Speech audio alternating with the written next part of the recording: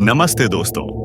क्या आपने कभी सोचा कि भगवान शिव के 12 ज्योतिर्लिंगों की कहानियां इतनी खास क्यों हैं? ये वो पवित्र स्थान है जहां शिव जी स्वयं प्रकट हुए और भक्तों के कष्ट हर लिए। आज की वीडियो में हम आपको ले चलेंगे एक ऐसी आध्यात्मिक यात्रा पर जहां हर ज्योतिर्लिंग की कहानी आपके दिल को छू जाएगी। सोमनाथ से लेकर घृष्णेश्वर तक हर कथा चमत्कारों और भक्ति से भरी है। तो तैयार हो जाइए, और अगर आप शिव भक्त हैं तो इस वीडियो को लाइक, शेयर और सब्सक्राइब करना न भूलें। चलिए शुरू करते हैं। पहला ज्योतिर्लिंग है गुजरात के काठियावाड़ क्षेत्र में समुद्र तट पर बसा विश्व प्रसिद्ध सोमनाथ मंदिर। इसे प्राचीन काल में प्रभास क्षेत्र कहा जाता था, जहां भगवान श्री कृष्ण ने कुछ समय बिताया था। इस ज्योतिर्लिंग की कथा शिव पुराण, महाभारत और स्कंद पुराण में विस्तार से मिलती है। कथा के अनुसार दक्ष प्रजापति की 27 पुत्रियां थीं, जिनका विवाह चंद्रदेव से हुआ। लेकिन चंद्रदेव का सारा प्रेम केवल रोहिणी के लिए था, जिससे अन्य पुत्रियां दुखी थीं। दक्ष ने कई बार चंद्रदेव को समझाया, लेकिन उनका मन रोहिणी के मोह से मुक्त न हुआ। क्रोधित होकर दक्ष ने चंद्रदेव को क्षय रोग का शाप दे दिया। इस शाप से चंद्रदेव का तेज नष्ट होने लगा और पृथ्वी पर ठंडक और वर्षा का कार्य रुक गया। चारों ओर हाहाकार मच गया। चंद्रदेव दुखी होकर इंद्रदेव और वशिष्ठ ऋषि के साथ ब्रह्मा जी के पास गए। ब्रह्मा जी ने कहा, प्रभास क्षेत्र में जाकर भगवान मृत्युंजय शिव की तपस्या करो। चंद्रदेव ने ब्रह्मा जी के आदेश पर कठोर तप किया और मृत्युंजय मंत्र का 10 करोड़ बार जाप किया। भक्ति से प्रसन्न होकर शिवजी प्रकट हुए और बोले, चंद्रदेव, तुम्हारा शाप खत्म होगा।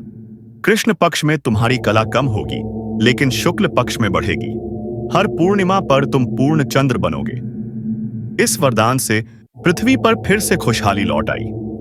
चंद्रदेव ने अन्य देवताओं के साथ शिवजी से प्रभास में मां पार्वती के साथ हमेशा रहने की प्रार्थना की। शिवजी ने उनकी प्रार्थना स्वीकार की और सोमनाथ ज्योतिर्लिंग के रूप में यहां विराजमान हुए। चंद्रदेव का एक नाम सोम भी है और उन्होंने शिवजी को अपना नाथ मानकर तप किया, इसलिए इस ज्योतिर्लिंग का नाम सोमनाथ पड़ा। यह मंदिर बार बार आक्रमणों के बावजूद आज भी भक्तों के लिए आस्था का केंद्र है। सोमनाथ के दर्शन से भक्तों के सभी पाप नष्ट होते हैं और मन को शांति मिलती है। दूसरा ज्योतिर्लिंग है आंध्र प्रदेश में कृष्णा नदी के तट पर श्रीशैल पर्वत पर बसा मल्लिकार्जुन। इसे दक्षिण का कैलाश भी कहते हैं। इसकी महिमा महाभारत, शिव पुराण और पद्म पुराण में वर्णित है। कथा के अनुसार एक बार भगवान शिव के पुत्र गणेश और कार्तिकेय में विवाह को लेकर विवाद हुआ। दोनों में से प्रत्येक चाहता था कि उसका विवाह पहले हो। शिवजी और मां पार्वती ने कहा, जो पहले पृथ्वी की परिक्रमा करके लौटेगा उसका विवाह पहले होगा। कार्तिकेय से अपने मोर वाहन पर तुरंत निकल पड़े, लेकिन गणेश जी का शरीर भारी था और उनका वाहन चूहा छोटा। वे कार्तिकेय से दौड़ में नहीं जीत सकते थे। फिर भी गणेश जी की बुद्धि तीक्ष्ण थी। उन्होंने शास्त्रों का सहारा लिया, जिसमें कहा गया है कि माता पिता की परिक्रमा पृथ्वी की परिक्रमा के समान है। गणेश जी ने शिवजी और पार्वती की 7 बार परिक्रमा की और विजयी हुए। यह देख कार्तिकेय क्रोधित होकर क्रौंच पर्वत चले गए। मां पार्वती उन्हें मनाने श्रीशैल पहुंची। जब कार्तिकेय को पता चला कि उनके माता पिता आ रहे हैं, वे वहां से चले गए। जिस स्थान पर शिवजी और पार्वती ने अपने पुत्र की प्रतीक्षा की, वह श्रीशैल कहलाया। वहां शिवजी और पार्वती मल्लिकार्जुन ज्योतिर्लिंग के रूप में स्थापित हुए। मल्लिका का अर्थ है पार्वती और अर्जुन का अर्थ है शिव। इस ज्योतिर्लिंग के दर्शन से भक्तों की सभी सात्विक इच्छाएं पूर्ण होती हैं और शारीरिक, दैवीय और भौतिक बाधाएं दूर होती हैं। मल्लिकार्जुन का महत्व इसलिए भी है क्योंकि यहाँ शिव और शक्ति दोनों की पूजा होती है। यह स्थान भक्तों को आध्यात्मिक शांति और भक्ति का अनुभव कराता है। तीसरा ज्योतिर्लिंग है मध्य प्रदेश के उज्जैन में क्षिप्रा नदी के तट पर महाकालेश्वर। इसे प्राचीन काल में अवंतिकापुरी कहा जाता था, जो भारत की 7 पवित्र पुरियों में से एक है।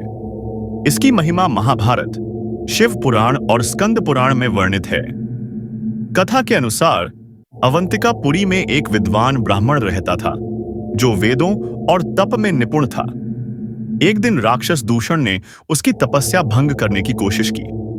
दूषण ने ब्रह्मा जी से वरदान प्राप्त किया था, जिससे वह बहुत शक्तिशाली हो गया था। उसके अत्याचारों से चारों ओर भय व्याप्त था। ब्राह्मण की पुकार सुनकर भगवान शिव प्रकट हुए। उन्होंने अपनी हुंकार से दूषण को भस्म कर दिया। ब्राह्मणों ने शिवजी से इस पवित्र भूमि पर हमेशा रहने की प्रार्थना की। शिवजी ने उनकी प्रार्थना स्वीकार की और महाकालेश्वर ज्योतिर्लिंग के रूप में यहां विराजमान हुए। शिवजी की हुंकार से ही उनका नाम महाकाल पड़ा। शिवजी समय के स्वामी हैं और इस ज्योतिर्लिंग की पूजा से भक्तों को समय के बंधनों से मुक्ति मिलती है। महाकालेश्वर मंदिर में भस्म आरती का विशेष महत्व है, जो विश्व भर में प्रसिद्ध है। यहाँ के दर्शन से भक्तों के सभी कष्ट दूर होते हैं और जीवन में सकारात्मकता आती है। उज्जैन का यह मंदिर न केवल धार्मिक बल्कि सांस्कृतिक दृष्टि से भी महत्वपूर्ण है। चौथा ज्योतिर्लिंग है मध्य प्रदेश में नर्मदा नदी के तट पर मंधाता पर्वत पर बसा ओंकारेश्वर।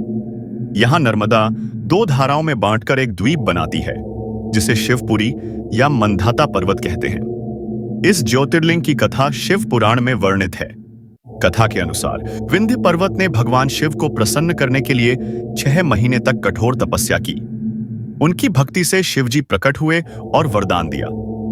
उसी समय कई ऋषि मुनि वहां आए और उन्होंने शिवजी से प्रार्थना की कि वे इस स्थान पर हमेशा रहें। शिवजी ने अपने ज्योतिर्लिंग को 2 भागों में बांटा, एक ओंकारेश्वर और दूसरा ममलेश्वर। ममलेश्वर नर्मदा के दक्षिण तट पर थोड़ी दूरी पर है, लेकिन दोनों की शक्ति और महत्व एक समान है। अंसे कथा है।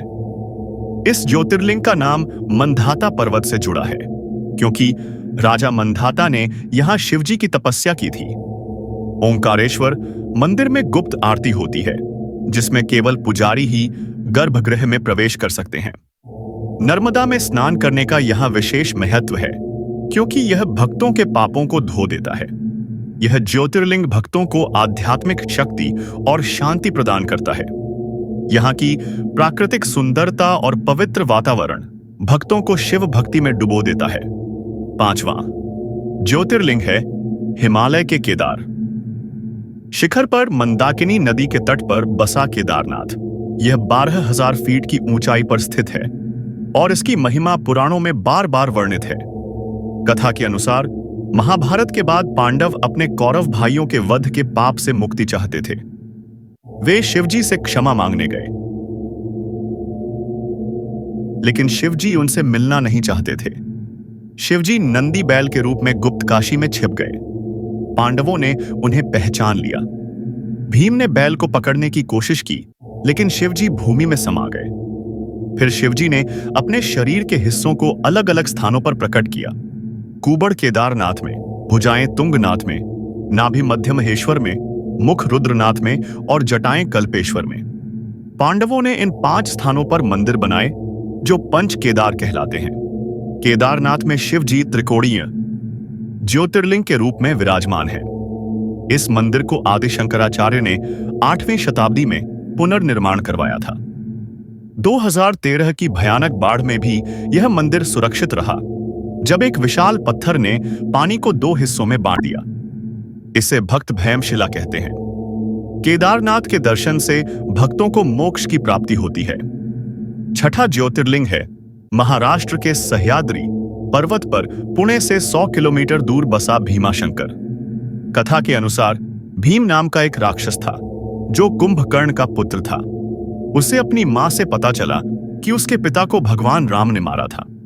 बदला लेने के लिए उसने ब्रह्मा जी की 1000 वर्षों की तपस्या की और विश्व विजय का वरदान पाया। उसने देवताओं और मनुष्यों को परेशान करना शुरू किया। उसने कामरूप के शिव भक्त राजा सुदीनम को कैद कर लिया। भीम ने वेद, पुराण और यज्ञ जैसे धार्मिक कार्यों पर रोक लगा दी। उसके अत्याचारों से त्रस्त ऋषि मुनि और देवता शिवजी की शरण में गए। एक दिन भीम ने देखा कि लोग मिट्टी के शिवलिंग की पूजा कर रहे हैं। गुस्से में उसने शिवलिंग पर तलवार उठाई, लेकिन तभी शिवजी प्रकट हुए और उसे भस्म कर दिया। ऋषियों और देवताओं ने शिवजी से इस स्थान पर हमेशा रहने की प्रार्थना की। शिवजी भीमाशंकर ज्योतिर्लिंग के रूप में यहां स्थापित हुए। इस ज्योतिर्लिंग के दर्शन से भक्तों के सभी भय और कष्ट दूर होते हैं। यह स्थान प्राकृतिक सौंदर्य और आध्यात्मिक शांति का अनुभव कराता है।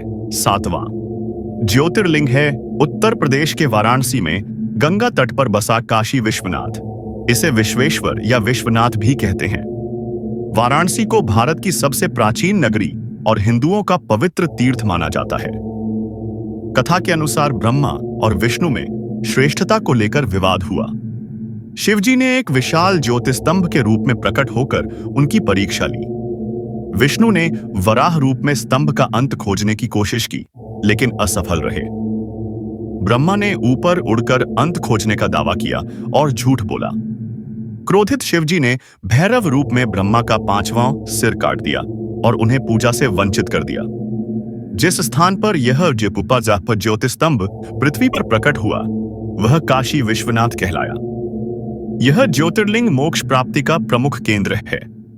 यहाँ शक्तिपीठ भी है, जो इसे और भी खास बनाता है। काशी विश्वनाथ के दर्शन से भक्त जन्म मृत्यु के चक्र से मुक्त हो जाते हैं। 8वां ज्योतिर्लिंग है महाराष्ट्र के ब्रह्मगिरी पर्वत पर गोदावरी नदी के उद्गम पर बसा त्र्यंबकेश्वर। यहां 3 छोटे लिंग हैं, जो ब्रह्मा, विष्णु और शिव के प्रतीक हैं। कथा के अनुसार गौतम ऋषि का आश्रम यहां था। एक बार भयंकर सूखे के कारण सभी प्राणी संकट में थे। गौतम ने वरुण देव की तपस्या की और एक अक्षय जलाशय प्राप्त किया। इससे उन्होंने सभी की मदद की, लेकिन अन्य ऋषियों को उनसे जलन हुई। उन्होंने गणेश जी से गौतम को अपमानित करने को कहा। गणेश जी ने एक कमजोर गाय का रूप लिया। गाय ने गौतम के आश्रम में चारा खाया और मर गई।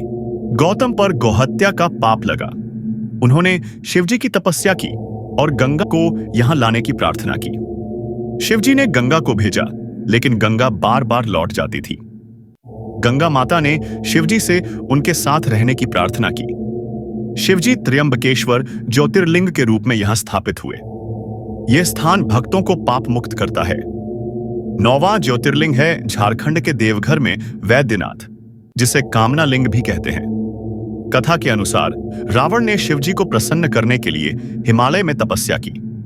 उसने अपने 9 सिर चढ़ाए और 10वां चढ़ाने वाला था। तभी शिवजी प्रकट हुए। रावण ने कामना लिंग को लंका ले जाने की इच्छा जताई। शिवजी ने शर्त रखी कि लिंग को रास्ते में नहीं रखा जाएगा। देवताओं को चिंता हुई। विष्णु जी ने वरुण देव को रावण के पेट में प्रवेश करने को कहा। रावण को लघु शंका के लिए रुकना पड़ा। उसने लिंग एक ग्वाले को दे दिया।